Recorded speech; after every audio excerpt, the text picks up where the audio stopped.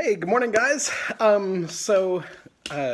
is having a little issues with the getting the sermon up, and so I thought I'd do a short devotional. There was some things that I was reading earlier this week.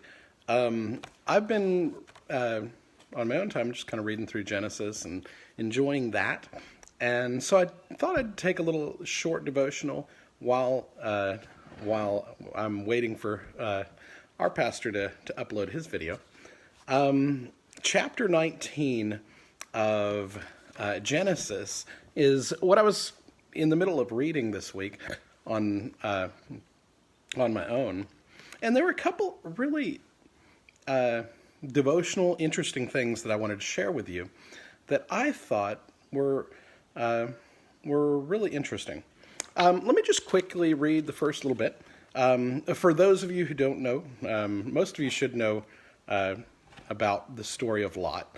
Lot goes off and ends up, Abraham is, he's the nephew of Abraham, and they had been journeying together, and at one point their basically all their possessions got too big to stay together, so they decided they were going to separate. One was going to go one way and the other was going to go the other way, and yet they were still, family, and they cared about each other, but their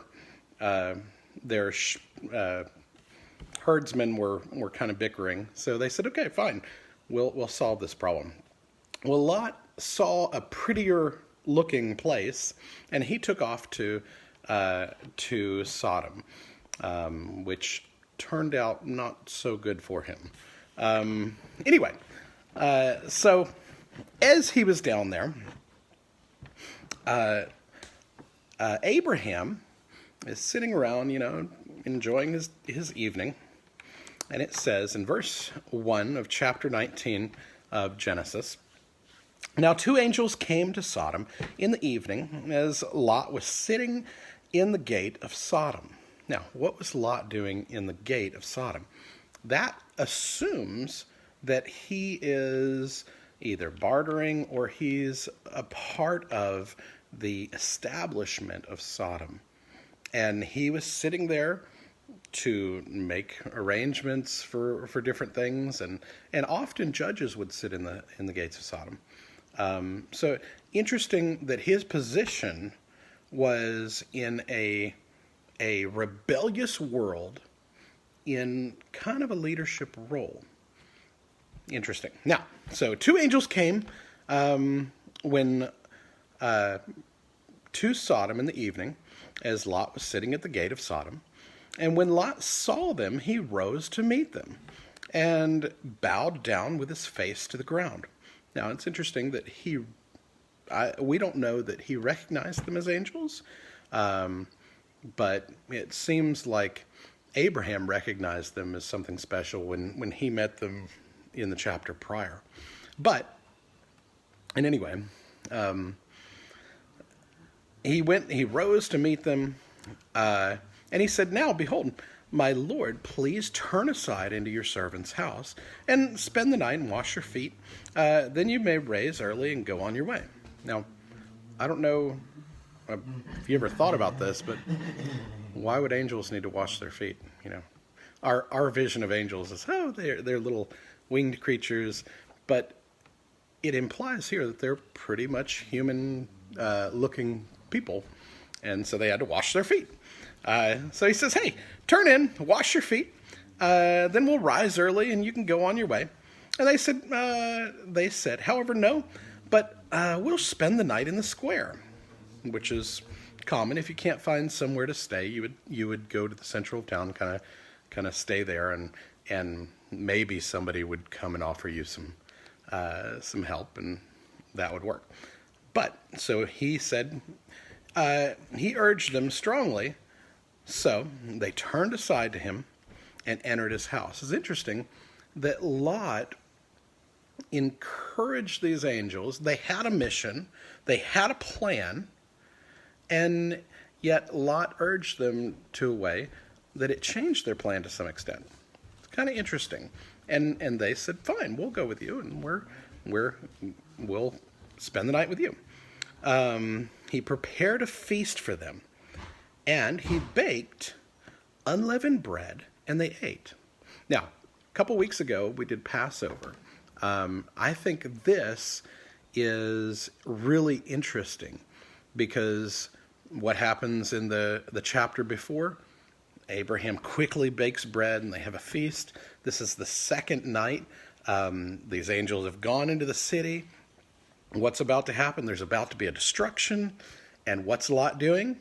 He's preparing a feast and baking unleavened bread. Very interesting parallels with Passover going on here. What does unleavened bread symbolize later in the Bible? It symbolizes sin. And he says our unleavened symbolizes being without sin. Okay? Leaven is something that saturates just like sin does in our life. It comes into our life, it saturates us, it permeates our life, and then we become puffed up and proud. And that's dangerous. So he says he's making unleavened bread, and he's preparing a feast for them. And they ate. What are angels doing? Eating? Interesting. Once again, we have angelic beings who we don't think of as eating, but here they are eating food with Lot. I think some of our ideas of what angels are kind of skewed. And I think it's very interesting to go back and look at these texts. Verse 4, before they laid down, the men of the city and the men of Sodom surrounded the house, both young and old, and all the people from every quarter, and they called to Lot and said to him, where are the men who came to you tonight? Bring them out to us that we may have relations with them. That is literally, they wanted to have sex with these guys, right? So we have a skewed society that if you're a guest, you must be there for sexual pleasure, and that was their desire. The whole society was about sexual pleasure, and they wanted to take advantage of these men. But Lot went out to them, verse 6, Lot went out to them at the doorway and shut the door behind him. Now, for Lot, this was an attempt to protect his guests. However, I think it's very interesting that either he didn't know they were angels, or he did. And we don't really know for sure. But he shuts the door behind him. He's got godly men. He's got strong, powerful beings in his house that the society, is trying to take advantage of. And he shuts the door and he goes outside. And he says, please, my brethren, do not, please, my brothers, do not act wickedly. One of the things that we are called to do as Christians is to go in the world and make disciples. But part of making disciples is expressing that there is a problem in our lives, that we are not up to a standard, which is God's standard. And we need to change our behavior from wickedness to righteousness. And so Lot's request for these men are, stop acting wickedly. And that should be your heart too, for the people around you. You should have that same heart to recognize the evil around you and express that you desire for that to stop. Now, for Lot, it didn't. And the reality is, when we express that righteousness, it doesn't mean we're going to change people. God changes hearts. We don't change hearts. And that's okay. Our job isn't to change somebody's life, isn't to change their heart, isn't to completely reform that person into our image or our ideas. It is to present truth. You're acting wickedly. And to present, my desire for you is to stop acting wickedly, which is exactly what God's desire for us is as well.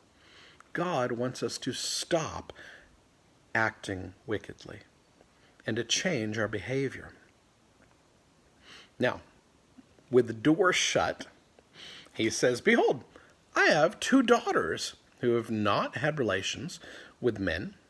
Please, let me bring them out to you, and do to them whatever you like. Only do nothing to these men, inasmuch as they have come under the shelter of my roof."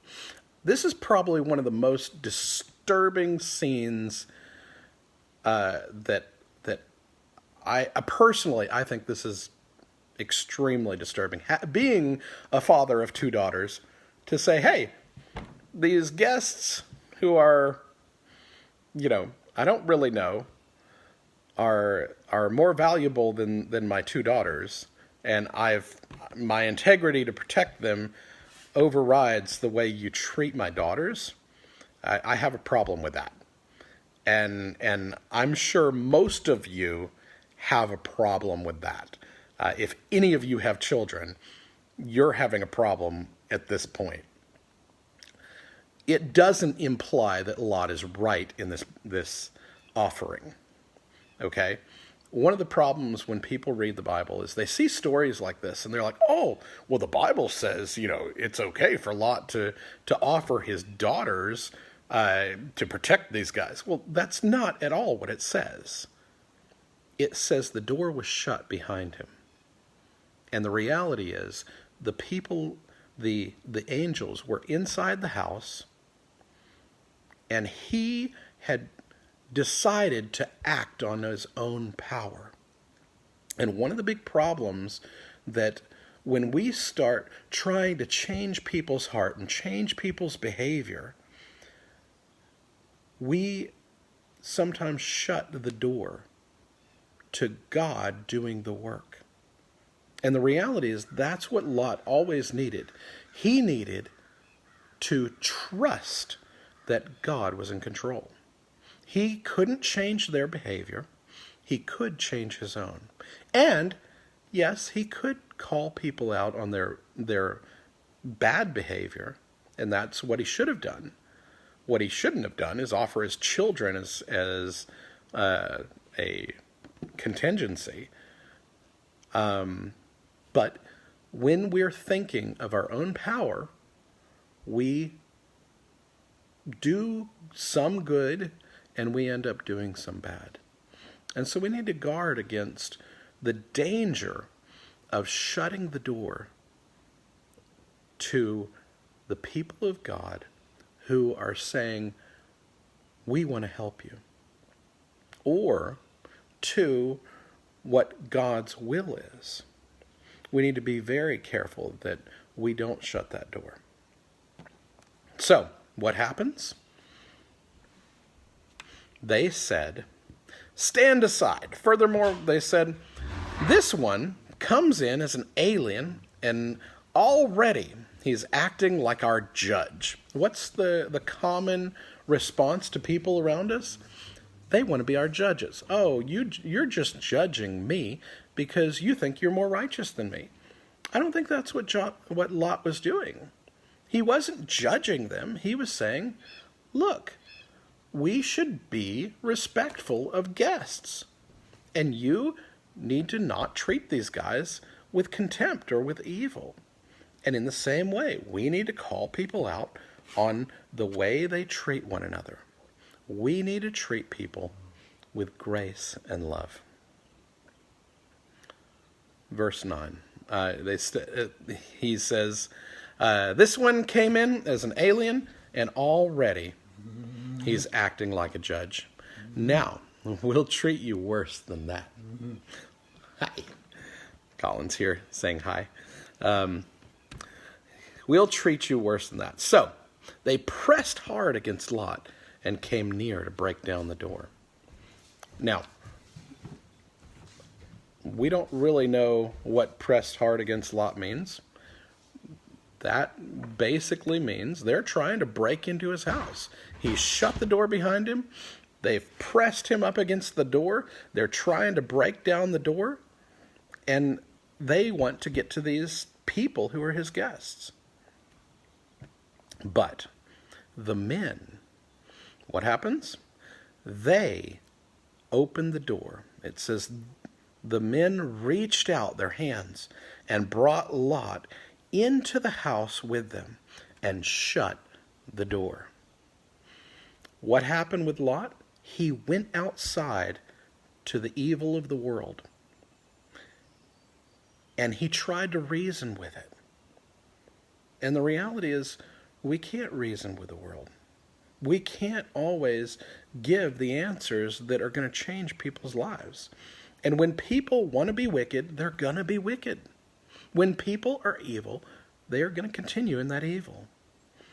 And we need to be careful that when we confront that, we need to expect that there is going to be a pushback. There is going to be a problem. And Lot went out with integrity, attempting to protect his guests. And yet, it was his guests who protected him. They reached in, they brought him into the house, and shut the door. Now, I think there is another lesson here, that they opened the door for Lot. The men who were angels opened the door and brought Lot into the house. As we minister to the world, as we minister to people, our purpose, what Jesus commanded us to do, is to go into the world and make disciples, make followers of Jesus, teaching them and training them and maturing into the image of God. So he says that these men reached out and pulled him back in. And we need to be doing the same thing. When we see people that are trying to do right, we need to pull them back into the house. When we know there are issues that they're about to just fall into horrible state, when they're about to fall into a challenge, our purposes are to reach out and to pull them into the house. And so we need to be very careful to recognize the situations that people around us are in and pull them back into the house. Right now, in the midst of all the chaos that's going on around us, one of the challenges people are having is they feel isolated, they feel withdrawn. And it's real easy to fall into just watching Netflix or TV and just vegging out on whatever. And just like it's a danger in normal life for us to fall into indifference, now, as this has continued, we can do the same thing. We can fall into a kind of indifferent moment, a, unactive life. And I know it's real easy to do. It's real easy for us to say, I can read later. I've got all the time in the world. I can study and spend time in prayer later. And the reality is, God says, I'm sitting here waiting for this relationship to mature. I've set you up in a situation where you have a lot more time available to you to just draw near. And that's God's desire. And so, even in Lot's case, he sends some people to draw him back into the house. And we need to be those people. Every now and then, call some friends, encourage them, and draw them back into the house. Okay? Second, we need to know that God is one who draws. And he sends people for that purpose. And the reality is, it's time to draw back in the house and to let God pull you back into his fold, back into his presence. So the men reached out their hands. They brought him into the house with them and shut the door. Sometimes you shut the wrong door. And sometimes the door that you have gone out of, you need to come back in and shut that door. There are issues in your life that you have opened up to your life that you need to shut. And all of us have things that we've allowed in our lives that we need to shut. Or we need somebody to come alongside of us and help us shut that door, which is what they did. Verse 11, they struck the men who were at the doorway of the house with blindness, both small and great, so that they wearied themselves trying to find the door. When people's intent is evil, they strive towards evil. And it says when God starts dealing with them, they become blinded to the realities of where the door is. And when they're under judgment, they're blind to the means out of that. It says they were struck blind and they wearied themselves trying to find the door. I know that there are a lot of people out there trying to find their way in life. And they're weary. And they're doing things based on pride and evil and selfishness. And this is the result. The reality is they're blinded. And they're just wearing themselves out. And I challenge you, if you are wearied and worn out trying to find the door, you need to examine your intent. What is the problem in your life? What is keeping you from seeing truth? Because there is a destruction on the way. There is an annihilation about to take place. And he says, if you continue in that, you'll be continuing outside that door. You need to have the right heart and the right intent so that you will respond when that hand comes out of the door and pulls you back into the house. That's what we need. Then the men said to Lot, whom else have you here? A son-in-law, your sons, your daughters, whoever you have in the city, bring them out of this place. Because we are about to destroy this place because of their outcry has become so great before the Lord that the Lord has sent us to destroy it.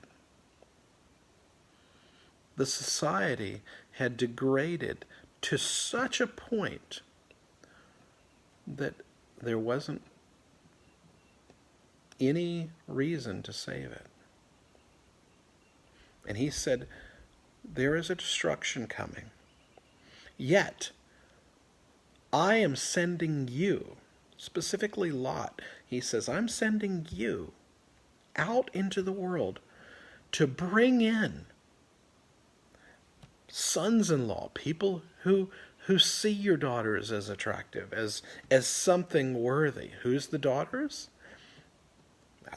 The daughters are the church.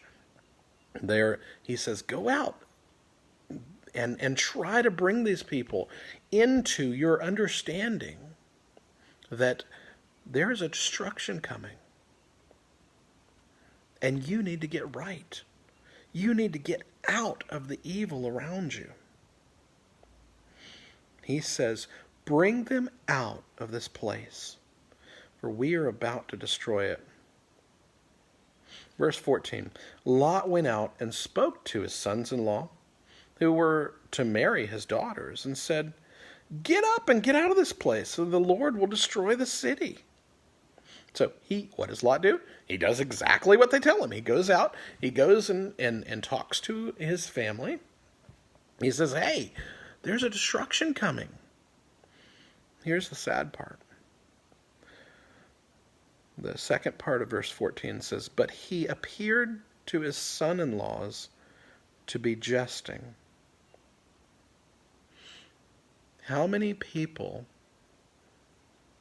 that when you speak the truth to them, when you speak in love and grace and compassion to those people, that they think you're jesting? For Lot, it was disheartening. He knew these guys were supposed to be marrying his daughters. They were intimate in his life. And yet, they took what he said, and they thought it was just a joke.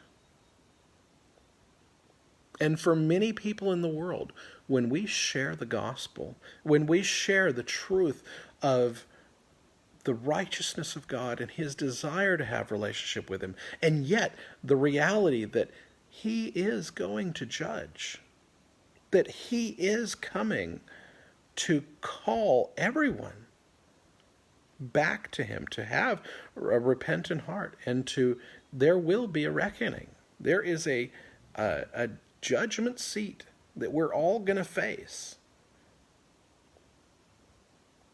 And when we tell people about that, they think it's a joke. It's not a joke. We are speaking truth that we've been told by the Spirit, that Jesus is coming back. And we need to get out of the evil in our lives. We need to run from this place that's about to be destroyed. All of us need that.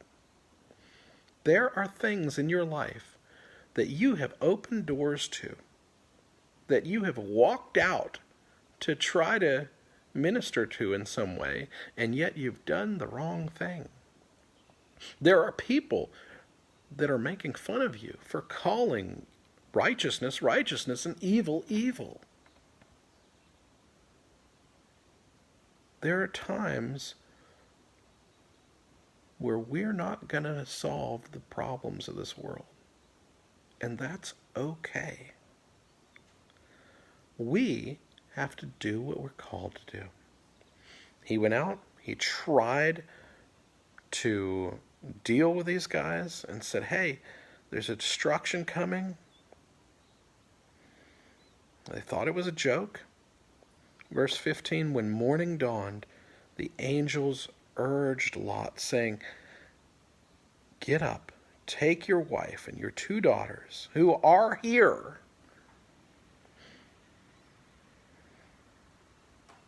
lest you be swept away in the punishment of this city. We need to be careful that we don't forget the people who are here. There are people who are journeying with us, and sometimes we treat them disrespectfully, like his daughters, who he offered to these wicked people. And yet he's trying to protect them. He says, hey, the angel says, get them out of here, or you're going to be destroyed too. Verse 16 says he hesitated. And the reality is that's a problem for all of us. We have issues in our life we sometimes love the world. We sometimes love the things that we're attached to, the things that we open doors to go out to. And yet we hesitate and say, no, I'm not sure I want to leave this. And that's a danger. So the men seized his hands and the hands of his wife and the hands of his daughters, for the compassion of the Lord was upon him.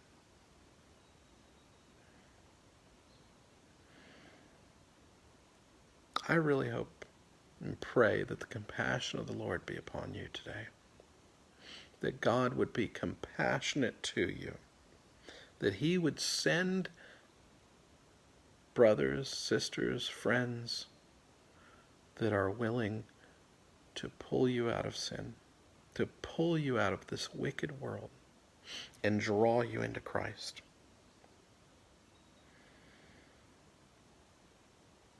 They brought him out and put him outside of the city. Who do you need to come alongside to draw out of sin that's in their life? I know we're not having a lot of interactions, but there are people in your life that are struggling right now with sin, with the world, and they need to be drawn out. And I encourage you to be like these angels, to reach out to them, encourage them, and draw them out. Even though sometimes they're hesitant. Sometimes they know what's right, they just don't do it. And that's true of us. We all can be just like Lot. We can hesitate and we can know what's right to do and just not do it. It came about when they had brought them outside that one said, "Escape for your life and don't look behind you. Don't stay anywhere in the valley. Escape to the mountains, lest you be swept away." You know, all of us have times when we're in the valley, when we're in this place where it's below the sunlight, where it's dark and it's hard and there are mountains all around us and we're not sure where to go. He says, escape. Don't stay in that valley. Don't stay in that place of low estate, of that low depression. Run to the mountain. Run to the Word of God. He is your means to keep you from being swept away. And I just challenge you, run to the mountain. Verse 18, Lot said to them, "Oh no, my Lord. Now behold, your servant has found favor in your sight, and you've magnified your loving kindness, which you've shown me by saving my life, but I can't escape to the mountain." Sometimes we don't think we can make it. And we need somewhere to run to. He says, there's a little place in between, and that's okay. Behold, this town is near enough to the flee to. Please let me escape, therefore, is it not small? And he said, behold, I'll grant you this request, not to overthrow the town. Hurry, escape. So I challenge you today. Hurry and escape.